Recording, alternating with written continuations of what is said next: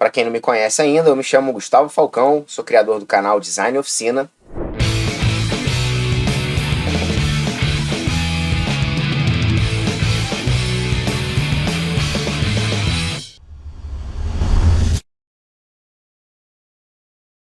Eu tenho certeza que você já acompanhou a parte 1 desse vídeo aqui no canal, mas agora a gente vai começar a parte 2 para finalizar esse conteúdo. Então, bora lá!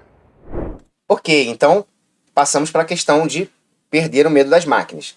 Agora o seguinte, como é que você vai apoiar e posicionar a madeira? Então estamos pegando bem do início mesmo, como eu estou falando, a pessoa que está ali do zero, porque nunca pegou na marcenaria.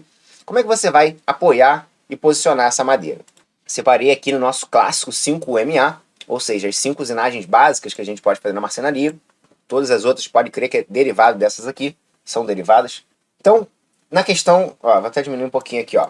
No corte, quando você corta um pedaço de madeira, tem aqui esse pedaço de madeira. Eu cortei isso aqui, ó. Como é que eu fiz para cortar isso aqui na serra tico-tico? Eu botei ela em cima da mesa e, sei lá, chapada aqui, ó.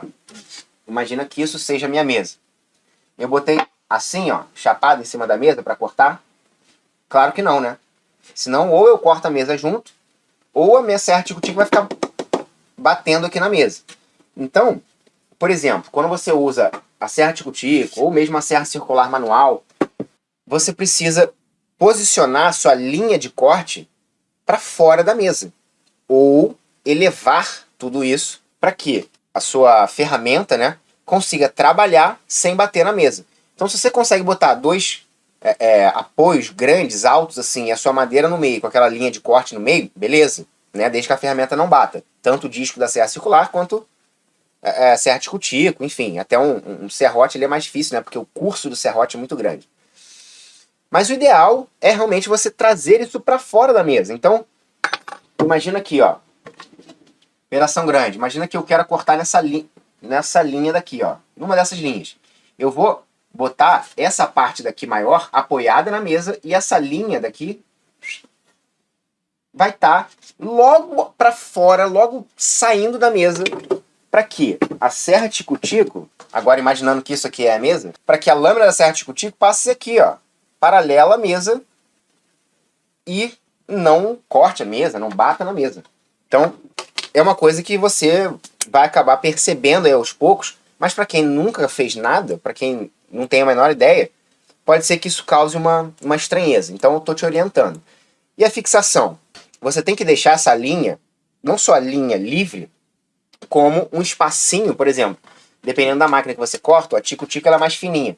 Então você tem que deixar pelo menos uns 4 centímetros para o lado livre para você passar com ela. O que é livre? Você vai fixar essa peça na bancada com um grampo, ou com um grampo ou sargento. Esse sargento é um sargento de madeira, tá? Mas o sargento clássico normal é muito semelhante a esse.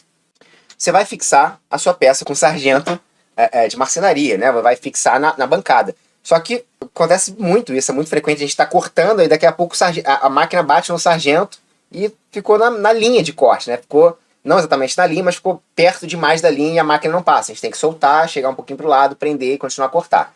Então, se atente a isso, tá? Isso vai servir para as outras usinagens também, beleza?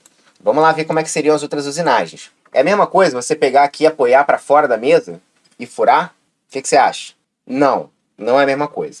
Para você ter um furo bacaninha, ó, bem acabado dos dois lados, ó, isso aqui é um furo bem acabado, ó. Ele tá limpo dos dois lados, tá bom? O que você precisa fazer? Apoiar a sua madeira em cima da mesa, porém com uma tábua de sacrifício. O que vocês acham que é isso daqui, ó? Olha a quantidade de furo que tem aqui. Isso aqui é uma tábua de sacrifício para furação, tá? Eu uso aqui na minha furadeira horizontal, uso também para apoiar alguma peça em cima da mesa e furar, para eu não furar a minha mesa. Simples assim, para minha mesa não ficar toda esburacada, tá? Então eu uso uma tábua de sacrifício. Mas eu não posso chegar para fora da mesa, porque quando a gente fura, a furação ela acontece aos poucos, né? Então você vai furando, furando, vai vencendo essa espessura. Quando chega aqui no final, o pouquinho de madeira que tem ali já está frágil demais para segurar a força da parafusadeira. Então é muito comum que os 2 últimos milímetros, mais ou menos, cedam e quebrem. Deixa eu ver se tem algum furo quebrado aqui. Talvez aqui dê pra perceber, ó. Esse aqui, ó. Olha aqui, ó. Como é que lascou a madeira aqui, ó. Tá vendo? Então isso aqui é um furo que não foi apoiado, tá? Ele sai assim, ó, lascando tudo. E esse aqui é um furo que foi apoiado. Bonitinho, né? Então você precisa apoiar na furação numa madeira de sacrifício. Se você quiser fazer sua bancada de sacrifício, eu não indico, mas é uma também. O importante é ficar apoiado para sua peça sair legal.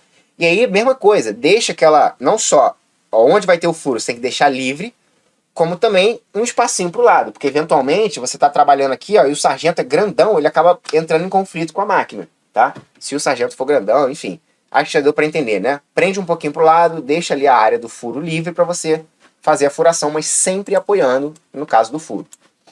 E o rebaixo? Para quem não sabe o que é rebaixo, pessoal, isso aqui é um rebaixo, ó. Tá? É claro que esse rebaixo aqui a gente não faz com uma ferramenta só, acabei de falar, isso aqui tem que cortar, tem que limpar com formão, tá bom? Mas o que acontece no rebaixo? O rebaixo ele não ultrapassa a espessura da peça. O rebaixo é todo corte ou furo que não ultrapassa a espessura da peça. Tá? Então se você tem um corte que sai de fora a fora, tem um furo que vai e para no meio da espessura, ele é um rebaixo, beleza? O corte no caso é que não dividiu a peça ao meio, né? Que veio só até o meio da espessura, ou antes de chegar no final da espessura. É um rebaixo. E no rebaixo, você não vai ultrapassar, como a gente já falou, a ferramenta da espessura. Então não tem um perigo de você cortar a sua mesa, de você furar a sua mesa.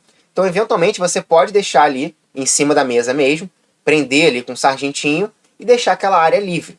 É claro que se você for fazer um movimento com serrote, né? Aqui no caso, é um movimento bem reto, você não inclina muito para baixo nem para cima. Então, beleza, apoia em cima da mesa. Mas você também pode prender isso daqui numa morsa de bancada, tá? E desviar esse carinha aqui pro lado, ó, botar a morsa aqui, e aí você tem mais liberdade aqui, caso você queira inclinar a sua ferramenta, né? Assim ou assim, tá bom? Por mais que esse corte a gente faz bem retinho assim, ó, tá? Não tem muita inclinação para isso, beleza? Então, no caso de rebaixo, geralmente você pode sim manter ele em cima da mesa, porque você não vai ultrapassar a espessura, então não tem problema, tá bom? E a fixação, mesma coisa, deixar aquela área ali do rebaixo livre e fixar com o sargento. Lixamento, mesma coisa, bota em cima da mesa normalmente, não precisa desviar nada, fixa deixando a superfície livre, o máximo que você puder. E eu botei aqui, fixar com um mordente. É claro que nem sempre a gente vai ter um mordente, né? O que é um mordente, pessoal? Tá vendo esses furos que tem aqui na bancada? Ó? Vários furos quadrados? Quase todas as profissionais zonas têm esse negócio, esses furos quadrados. Essa aqui dá pra ver. Tá vendo esses pitoquinhos aqui em cima? Essa bancadinha, eu já mostrei aqui várias vezes, é uma bancadinha muito legal para quem não tem nada e tá começando, para quem não tem muito espaço, para quem, enfim, tá começando a se aventurar na marcenaria. Foi a minha primeira bancada, foi a primeira bancada de uma galera que eu conheço, e ela quebra um galhão. E o mais legal é que ela vem com esses mordentes pretos. Isso aqui é um mordente que você bota e tira desse furo. Para que serve ele? E aí talvez essa imagem aqui mostre melhor pra gente, ó. Ó aqui esses pitoquinhos, tá vendo esses pitoquinhos? Ele está prendendo a madeira de lado, em vez de prender de cima para baixo, como é o caso do sargento. Então, ele prendendo ela de lado, quando você consegue um mordente, vamos lá, não sei se vai ser muito o caso desse cara daqui, ó, porque esse aqui, ó, ele tem esse furo cilíndrico, ele vai entrar e vai ficar essa sobra grande para dentro. Agora, a maioria das bancadas mais profissionais, né, olha esse mordente aqui, ó, a gente consegue afundar esse mordente até o mínimo. Então, se eu tenho um pedaço de madeira com 10 milímetros para lixar, eu posso afundar o mordente até ele ficar com 8 milímetros, pressionar, né? Porque o mordente ele depende de uma morsa ou de uma manivela, como a gente está vendo aqui, ó. Essa bancada tem uma manivela aqui. Então, você consegue fechar essa parte daqui, ela é móvel, tá? Essa parte toda aqui, ela é móvel. Então, você consegue, com essa manivela, prender uma peça aqui, nesse meio, tá? E aí você deixa toda aquela superfície superior livre para você lixar. Não é legal? Quando você prende com o sargento, você ocupa parte dessa superfície. Então você tem que lixar uma parte, tira o sargento e lixa a outra, beleza? Dá pra fazer? Dá. E aí eu vou falar pra você. Gustavo, você usa mordente? Ainda não. Felizmente não. Por quê? Eu já tive essa bancadinha, mas não lembro de ter esses pitoquinhos dos mordentes.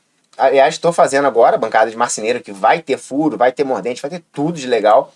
Mas eu nunca tive a oportunidade de ter uma bancadona dessa aqui, super completa, braba, profissional, linda e maravilhosa, tá bom?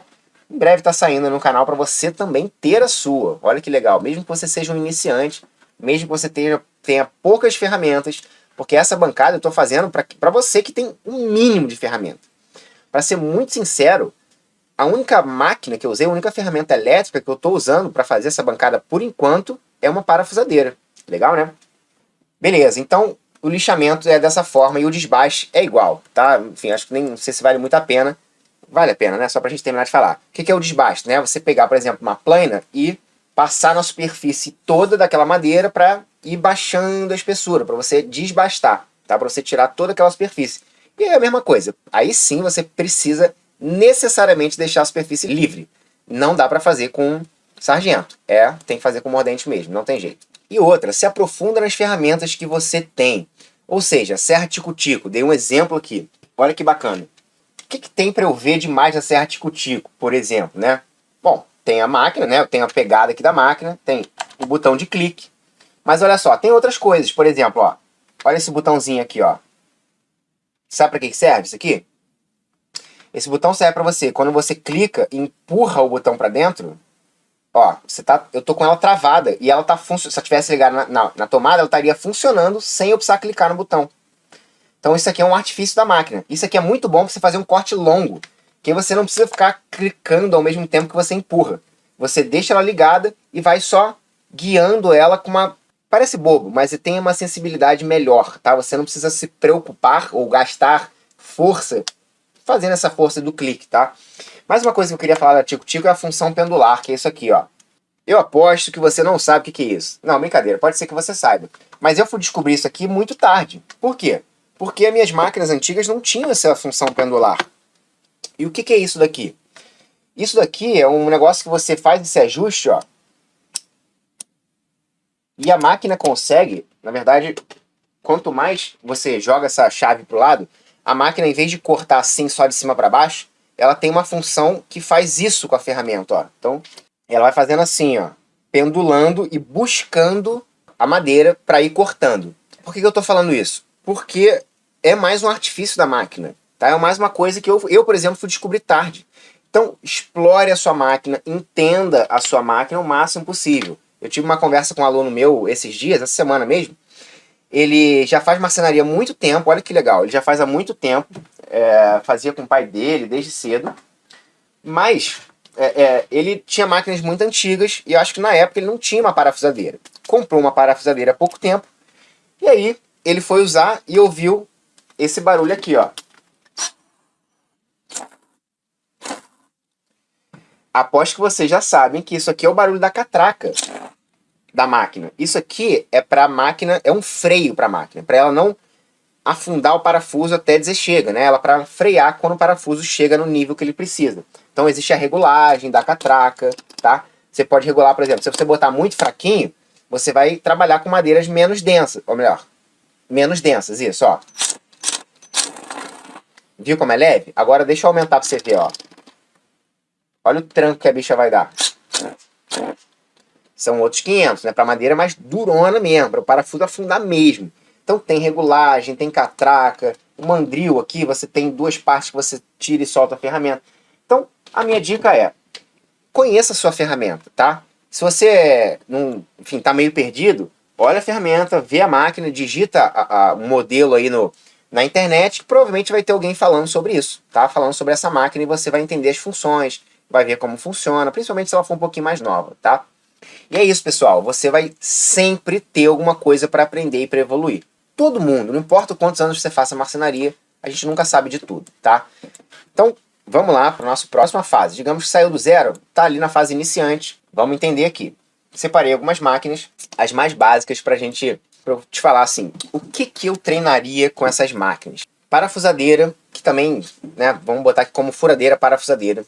Então, tem duas coisas, parafusar e desaparafusar e furar. Pô, mas parece meio óbvio e esquisito. Eu preciso treinar, parafusar, desaparafusar? Tem um vídeo aqui no canal que eu falo do erro mais frequente com a parafusadeira. E eu não inventei esse erro, né? Eu vi isso quando eu dava aula presencial. Né? Pra quem não sabe, eu já tive um galpãozão como oficina, tinha sócios e tudo mais, e a gente dava aula de marcenaria lá em 2014, 2015. E aí eu via que as pessoas tinham uma dificuldade de operar a parafusadeira, que era a seguinte, ó. Vou tentar mostrar aqui para vocês, tentar exemplificar isso. Aliás, eu até separei parafusos aqui para te mostrar a consequência desse erro. Vamos ver. Ó, vê se você consegue ver a diferença da cabeça desse parafuso. Deixa eu botar reto. Para esse parafuso aqui, ó. Olha a cabeça desses parafusos. Bem gasta, né? Por que a cabeça do parafuso fica gasta desse jeito? Porque muitas vezes, a maioria das pessoas que estão começando, elas não entendem que para você, tanto para você aparafusar, quanto para você desaparafusar, você precisa manter uma certa pressão para dentro do parafuso, tá? Porque muitas vezes a gente vai parafusar para dentro, isso é natural, porque a gente está empurrando. Só que quando a gente vai desaparafusar, a gente acha que tem que puxar a máquina. Mas não tem que puxar. A gente tem que continuar pressionando, é claro que menos, mas continuar pressionando para manter esse encaixe aqui certinho, perfeito, bonitinho. Porque se esse encaixe aqui sai, esse bit aqui, ou essa ponteira, ela começa a girar em falso no parafuso e acontece o que aconteceu aqui, ó. Ela desgasta a cabeça do parafuso. Isso é muito comum. Muitas vezes quando o parafuso está muito duro para sair, tá? Quando, sei lá, às vezes é parafuso de... Enfim, mas isso pode acontecer ou quando você erra, não tem muita noção, ou quando o parafuso está muito preso ali dentro. E aí você pode acontecer dessa cabeça desgastar tanto e você não conseguir mais tirar o parafuso. Existem ferramentas específicas para você tirar um parafuso espanado. Sabia disso? Existem ferramentas para você tirar o parafuso que está espanado, porque às vezes é tão difícil que você precisa de uma ferramenta especial para isso. Então, eu estou colocando aqui para você treinar esse parafusar e desaparafusar. Eu não vou entrar tanto em detalhe nessa técnica, porque tem vídeo aqui no canal para você procurar lá, tá? E, enfim, treine essa técnica. Outra coisa, furação, como eu te falei, para mim a principal coisa da furação, duas na verdade. Um bom acabamento, como eu já te falei, né? Não lascar na saída, já te mostrei aqui, já falei como é que você faz isso, você tem que ter um apoio embaixo, tá? Deixa a peça bem presa, apoia. E o principal, que é o quê? Furar reto, fazer a furação reta. Olha só o que eu preparei aqui para vocês, ó. Dá uma olhada nisso aqui. Vou já adiantar para vocês que é o seguinte, ó. 90% das vezes, assim, o seu furo precisa ficar reto, ele não precisa ficar perfeitamente a 90 graus. Claro, quanto mais ficar a 90 graus, melhor. Mas, sei lá, se você está fazendo uma furação, né, como é a regra de 3 furos, para fixar um pedaço de madeira no outro, e o seu furo não sair completamente torto, se ele sair reto, mas pouquinho desviado, tá tudo bem. Isso vai fazer pouca diferença. Vai fazer muita diferença quando você desvia muito, né? Ou seja, o negócio está tão torto que ele acaba puxando a madeira. Quando você vai fixar uma na outra, a madeira puxa para o lado. Isso é muito complicado. Aí não dá, tá? Ou então quando você vai fazer, por exemplo, esse tipo de coisa aqui, ó. Quem sabe o que é isso aqui, ó? Isso aqui é um encaixe por cavilha, tá? Isso aqui é um encaixe por cavilha. Então, isso aqui requer também uma técnica de marcação, né, alinhamento, tudo mais. Mas vejam bem, ó, por que isso aqui é importante?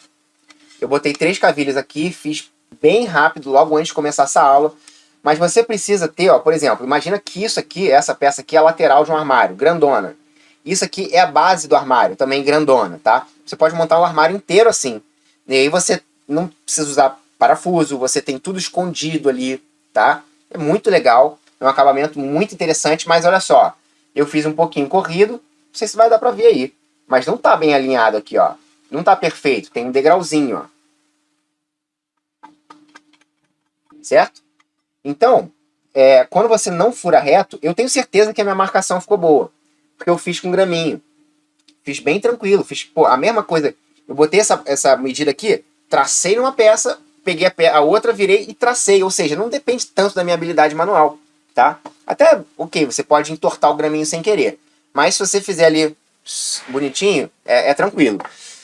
Então, eu sei que o erro aqui estava na hora que eu fui furar. Porque esse sim eu furei de qualquer maneira. Inclusive para poder gerar o erro e não ter problema da gente falar sobre isso. Ou melhor, a gente ter base para falar. Então, ó, essas duas faces aqui, ó, precisam estar alinhadas. E essas duas faces aqui também precisam estar completamente alinhadas. Quando você fura torto, elas não ficam alinhadas. Isso é um momento que vai ser exigido furo mais reto mesmo, que o furo reto vai ser necessário. E é uma hora que você vai ver esse negócio acontecendo. Tá, Gustavo, mas beleza, como é que eu faço um furo reto? Bom, primeira coisa, a mão livre, se você for furar reto assim, não tiver nenhum recurso, né, a mais, o recurso é muito simples, eu vou te mostrar.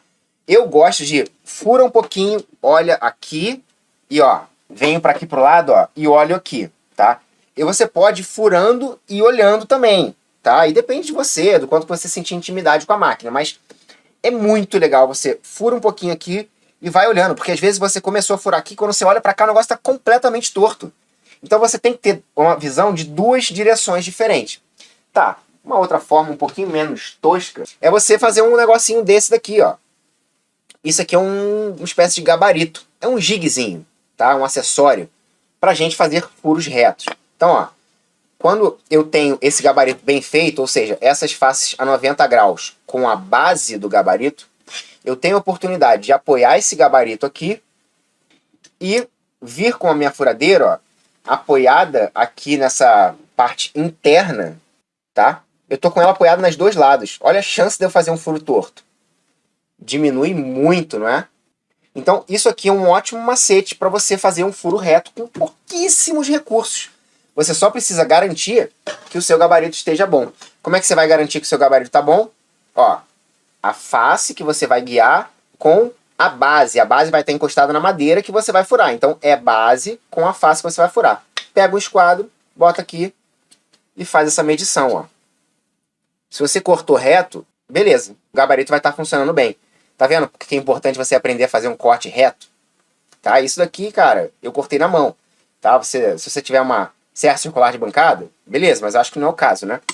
Isso aqui eu cortei, eu tenho, mas não, enfim, eu gosto de cortar peças pequenas na mão. Então, ter um gabaritozinho desse é simples, você só precisa que ele esteja bem retinho e você vai ter o seu furo reto, beleza? Deu para entender, galera, isso daqui? Você apoia na madeira, vai ficar 90 graus aqui, você vai apoiar a ferramenta aqui dentro e vai botar a sua broca para dentro da madeira, fazer essa furação aí com mais tranquilidade. Beleza, então vamos para uma próxima máquina, que é a serra tico-tico. A serra tico-tico, ela é uma máquina versátil, né, em relação a corte. Não é que ela faz muitas outras coisas além de corte, não é isso. Mas ela faz corte, entre aspas, reto, né? Você consegue fazer com corte sinuoso, corte circular, cortes internos. Como assim corte interno, Gustavo? Olha aqui, ó. Isso aqui é um corte interno. Para fazer esse corte, eu faço um furo aqui no meio, um furo suficiente para eu conseguir encaixar a minha lâmina aqui, tá? E aí eu venho cortando, marco a linha e venho fazendo esse corte. Beleza? Então tem diversos tipos de corte. Por exemplo, isso aqui, ó. Esse corte aqui eu fiz na serra tico-tico. Dá até para ver as marcas e tal. Então uma outra forma de você treinar as suas habilidades aí. E eu já vou abrir aqui para vocês, ó. Olha só, o que eu deixei separado aqui. Eu deixei como se fosse uma espécie de exercício para vocês, pessoal. Tá? É uma coisa muito simples, tá? Você só precisa fazer essa marcação reta, né, com o seu esquadro ou com uma régua na madeira, de preferência com o esquadro, e faz esses cortes várias e várias vezes. Pô, mas corte reto é uma coisa muito fácil. Tem certeza? Faz essas linhas, treina cortar em cima da linha, treina cortar logo à direita da linha. Logo à direita que eu digo é colado na linha, só que à direita, ou seja, no final do corte a sua linha tem que estar aparecendo e o seu corte tem que estar à direita da linha. Treina à esquerda, treina, tá? Corte reto com tico-tico, pessoal, como eu acho que já falei aqui, não é a coisa mais fácil do mundo. Vai depender um pouco da sua máquina, um pouco da sua habilidade, né, do treinamento. O que mais? Cortes sinuosos. Então, aqui uma sinuosidade diferentona que eu fiz. Por que eu fiz isso? Porque ela tem aqui nesse início como se fosse uma curva bem fechada, né? Então, mal comparando aí com um carro, ela faz uma curva bem fechada e depois faz uma curva mais abertona. Então, replica esse desenho na sua madeira e vai treinando. Treina. Quanto mais treinar, mais você vai dominar aquilo. E aí eu já posso te adiantar que essa partezinha aqui, ó, é mais difícil, tá? Porque quanto mais apertado é a curva, mais a máquina vai tender a travar, a reclamar, digamos assim, tá? Ela vai dar uma reclamadinha, às vezes você nem vai conseguir. Pode ser que esse corte muito fechado você não consiga fazer, tá? Não tem problema. Existe um limite da máquina também, tá? Então, ó, a lâmina tem uma espessura aqui, ó. Quanto mais fina é o corpo da lâmina, mais fácil você vai conseguir fazer essa curva. Quanto mais larga aqui, mais difícil vai ser para curvar. E mais fácil vai ser para fazer um corte reto, tá? Porque quanto maior a lapa de metal, mais chance você tem de manter o corte reto, beleza? Corte circular. Mesma coisa, ó. E aí é interessante o corte circular você treinar dos dois jeitos.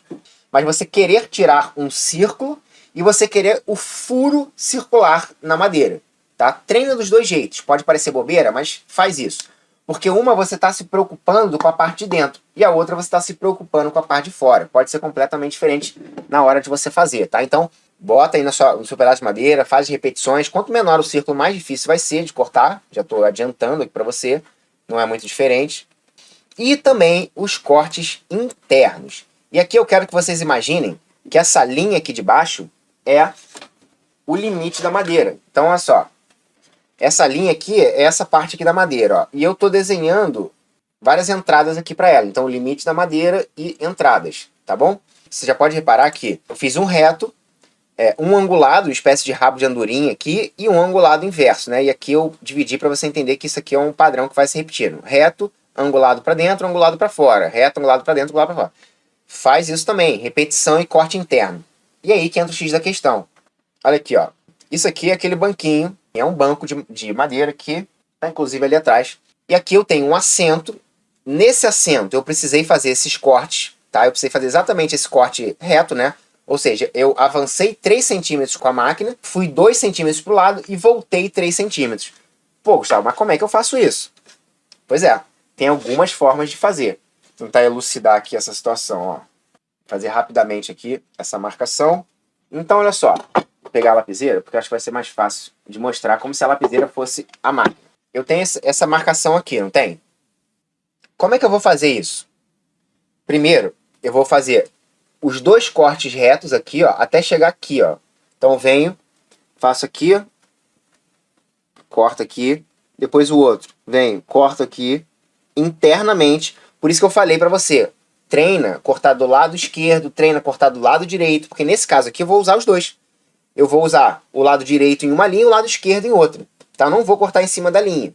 E aí, depois que você tem esses 2 cortes, você pode fazer 2 coisas. Uma coisa que você pode fazer é, você faz um furo aqui, ó, grandão, do tamanho que entra a sua broca, e você entra com a broca aqui, termina esse corte aqui pro lado, e aí vai sair esse volume aqui de madeira, e você vai ter uma sobra de madeira que você vai fazendo esse acabamento. A outra, já tem os 2 cortes retos, é você vir fazendo isso aqui, ó. A sua máquina vai fazer esse movimento, ó. Tá? Ela vai fazer esse movimento aqui, ó. Depois de já ter um corte reto. Por quê? Você vai eliminar também esse volume aqui, ó. Tá bom? Você vai ter eliminado esse volume de madeira e só vai te sobrar esse outro pedacinho daqui para você tirar. Só que você vai conseguir posicionar a sua lâmina agora aqui, ó. Você consegue posicionar ela aqui. Um pouquinho torta, mas você consegue vir para cá e fazer isso aqui, ó. Esse corte. E aí você tem só uma sobrinha pequenininha de madeira aqui no final para você ou cortar com a tico-tico mesmo. Eu gosto de finalizar com a tico-tico. Ou pode vir com um pedacinho de lixa. Deixando, né, fazendo... Pega um taquinho, apoia num taquinho, abraça uma lixa aqui e vem, ó, fazendo esse lixamento para deixar isso reto, tá bom? São 2 formas de fazer, beleza? Tenho certeza que aí no canal também tem vídeo mostrando como é que se faz esse tipo de corte, esse tipo de encaixe, tá? Mas tá aí para vocês, né, copiarem esse templatezinho, né, que eu botei aqui para vocês treinarem com a tico-tico. Bom, a lixadeira orbital, né, também botei aqui as máquinas básicas, né, pessoal? Parafusadeira ou furadeira, serra tico-tico, lixadeira orbital. E a tupia talvez não seja tão básica, mas vamos lá, tá aqui na nossa lista. Então, eu indico que você lixe com a lixadeira orbital peças grandes, e aí você vai, o que você vai se preocupar aqui? Você vai se preocupar em controlar bem a máquina, porque se você largar a lixadeira orbital, ela vai começar a girar em si. Então você tem que entender também a força da máquina, o quanto que ela puxa para lá e para cá, se ela cansa o seu braço ou não. Então você vai aprender a controlar a máquina e não deixar ela rodar. Outra coisa que é super comum da gente fazer, ó. Pegou a máquina lixadeira e fica fazendo assim, ó. achando que vai adiantar o lixamento, mas não vai. Você está desgastando a sua máquina, você está desgastando mais a sua lixa, muito mais rápido, e até é mais rápido, mas não vale a pena, tá? Até, não vou mentir, falar que não adianta nada. Fica um pouco mais rápido, mas não vale a pena. Você opera essa máquina aqui, ó, passeando pela madeira, sempre na direção do veio, tá? Então, veio aqui, ó, passeando pela madeira aos poucos, beleza? Então tenta não agitar, chacoalhar muito a máquina, porque não é você que está lixando, é a máquina. Você só está conduzindo e dominando ela, beleza? E observar possíveis mudanças de som. Outra coisa muito comum é, você está lixando aqui, a pessoa está lixando, e aí tem esse apoio em cima, o pessoal pressionar muito a máquina para dentro da madeira, também achando que vai, pô, que é muito bom fazer isso, porque vai lixar mais rápido, que vai comer mais. Não faça isso, você vai desgastar muito a sua máquina, tá? E aí você consegue observar na mudança de som. Quando você pressiona a máquina, aliás, qualquer máquina, eu já até falei isso no início, quando você opera a máquina de forma errada, por exemplo, uma serra tico-tico, quando a lâmina começa a travar, até a serra circular, se você der mole, né, fizer um movimento um pouco torto, o negócio começa a travar, você escuta a mudança de som. A lixadeira também, você pressiona muito, escuta a mudança de som. Uma coisa que já aconteceu muito comigo, me dá uma agonia braba, eu já até comentei algumas vezes aqui no canal, quando eu mais ouvi esse som forçado, eram vezes que eu ia em madeireira, comprar madeira, e muitas madeireiras, elas fazem pequenos serviços, né? Fazem porta, fazem esse tipo de coisa básica para a pessoa, para o cliente chegar lá e já comprar pronto. E aí os caras têm algumas máquinas lá para operar. Só que muitas vezes, 90% das vezes, quem opera a máquina não é o dono da máquina. E por que eu estou falando isso? Porque os caras forçam muito, muito a máquina. Dá uma agonia. O cara vai cortar o negócio, faz, em vez de fazer... o cara faz... Que é isso, bicho? Pra que isso, sabe? A máquina corta, você não precisa cortar por ela, sabe? Deixa ela cortar. Então uma serra meio esquadria, eu lembro muito dessa cena do cara cortando e forçando tanta barra, que eu falei, essa máquina vai parar, brother, vai dar tilt na máquina. E não faça isso com nenhuma máquina. Respeite o tempo de usinagem daquela máquina, tá? Isso é extremamente importante, tá bom? Com todas. E a tupia também, você pode treinar, ó, um rebaixo reto. Por exemplo, a tupia, para você fazer um corte reto, que é... Aliás, você precisa sempre de um guia com a tupia. Não vou entrar em tantos detalhes aqui, mas uma das formas é você ter uma guia. Ó, por acaso isso aqui serviu de guia para mim, ó. Então, se eu quero fazer um rebaixo, eu preciso botar uma guia. Para você treinar, pega um pedaço de madeira, fixa, né, um pedaço de madeira bem reto, um perfil de alumínio, fixa na sua madeira que você vai usinar, bota essa fresa com 3 milímetros para baixo, não muito, porque você tem que fazer essa usinagem com a tupia aos poucos. Alguns milímetros por alguns milímetros. Você não vai botar, sei lá, 1,5 centímetros para você começar a cortar de uma vez. Vai dar ruim, tá? Vai cegar tudo, vai sair fumaça. Então, botou o negócio reto, encosta aqui do lado e vai fazendo a sua repetição. Por quê? A tupia, ela é uma máquina que tem 30 mil RPMs, cerca de 30 mil. Essa aqui acho que tem até 33. Galera, o que quer dizer isso? Que a máquina ela gira muito, muito, muito, muito rápido. Então, ela é uma máquina que tende a dar umas jogadas se você não estiver dominando ela bem. Se você não estiver bem encostada na sua... Né, com a máquina bem encostada aqui na sua guia. Volta, guia. Se você não tiver com a máquina bem encostada, se você for a mão livre, essa máquina vai jogar de qualquer maneira. Inclusive, ó, eu acho que eu tenho um pedaço de madeira aqui, que eu fiz uns cortes com a tupia, ó. Esse corte aqui, eu tava sem guia. Não é que eu tentei ir reto, até tentei mais ou menos, mas eu não tava muito preocupado com isso. Mas eu também não tava querendo fazer ele torto. Agora, dá uma olhada pra ver como é que saiu. Tá longe de estar reto isso aqui, né? Bem longe de estar reto.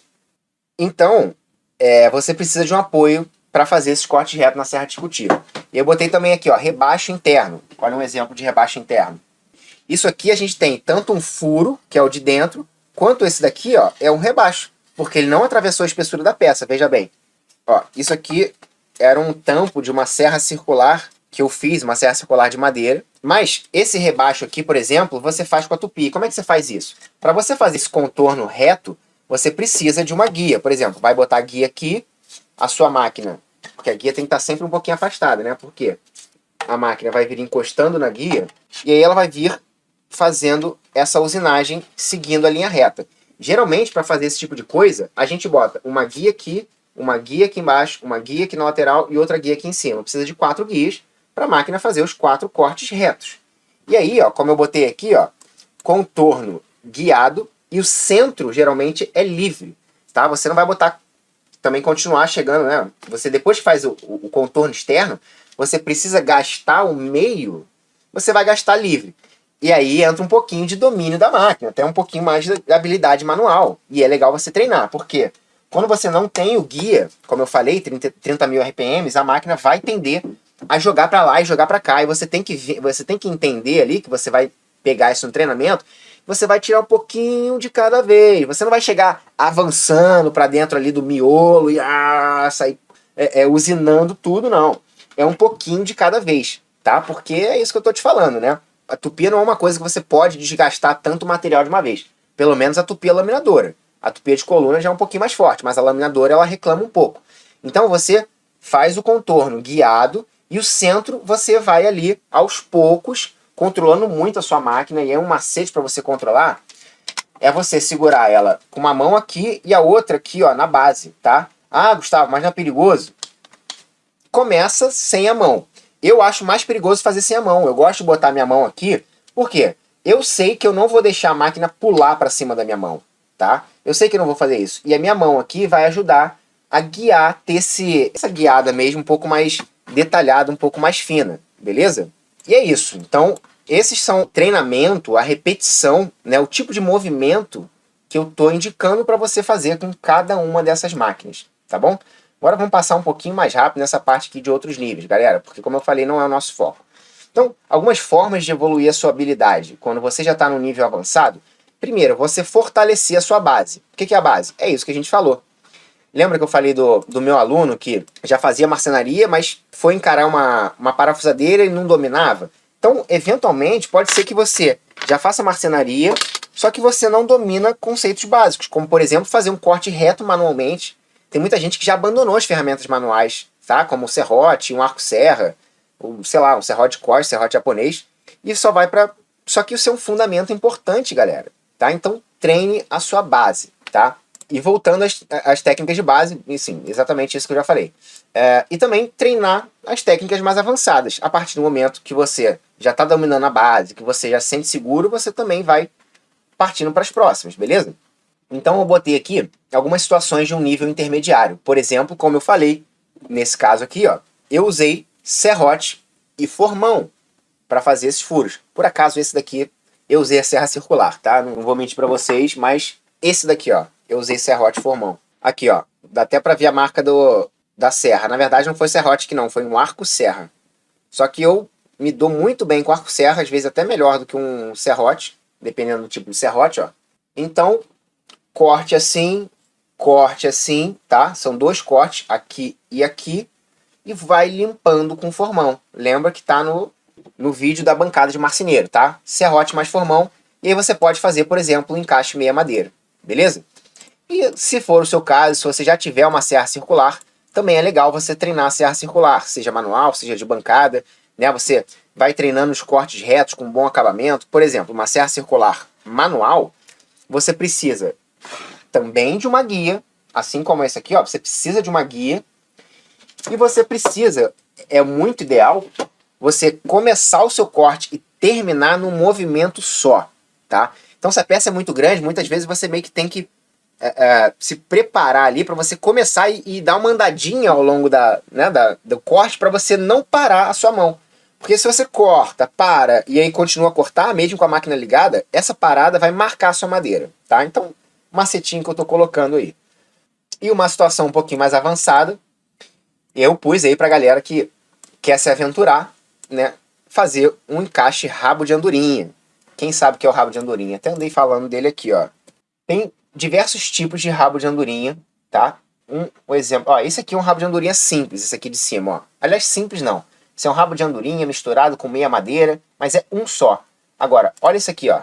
Isso aqui já é uma pegada mais complexa, né? Aqui, ó. Então, ó, isso aqui já é um rabo de andorinha maior. Ele tem até esse detalhe aqui, ó, que ele não vem até a outra madeira, tá? Você vê que é diferente desse daqui, ó, que aparece o rebaixo dos dois lados, tá? Esse daqui também mistura um certo meia madeira, que não é meia, mas mistura algumas técnicas de rebaixo, como é esse daqui, ó. E aí, por que eu tô falando do rabo de andorinha? Dá só uma olhada nisso aqui, cara. São ângulos, você tem que fazer a marcação certa, você tem que fazer o corte legal, você tem que ter suas ferramentas afiadas, tá? Você precisa saber operar o serrote, você precisa saber operar o formão, senão não sai, tá? Isso aqui, cara, é treino, treino, treino, treino. Já posso dizer pra vocês que eu não domino completamente essa técnica aqui não, tá bom? Uma técnica bem interessante. Enfim, e tem diversos outros tipos de rebaixo. Eu só dei um exemplo, tá? Isso aqui, por exemplo, é um rabo de andorinha meio arredondado aqui. Tem gabarito para fazer isso. Esse aqui também, que não vai até o final. Existe gabarito para você fazer isso aqui, ó. Isso aqui, ó, essa placa de metal é um gabarito para fazer rabo de andorinha. Olha lá, ó, gabaritão. Você apoia uma madeira assim, apoia o traçado e você vem aqui e usa essa fresa aqui, ó. Tá vendo a fresinha de tupi? Então você usa essa fresa própria para rabo de andorinha. É isso, pessoal. Muitos níveis, muitas coisas para a gente falar, muita prática, muita coisa para você praticar. Então, olha só, o que eu estou te indicando aqui para você fazer imediatamente. Defina ou entenda o seu nível. Que momento que eu tô? Será que eu tô começando? Será que eu já domino aqui, domino ali? O que você domina? O que você não domina? Mesmo que você ache que domina, tenta fazer esses exercícios que eu estou te falando, tá? Independente da máquina, tenta fazer, porque muitas vezes você vai repetir e ver que talvez você não esteja dominando tanto assim. Isso pode acontecer com todo mundo, cara. Comigo também, com todo mundo, beleza? Segundo, aplique os exercícios propostos para o seu nível.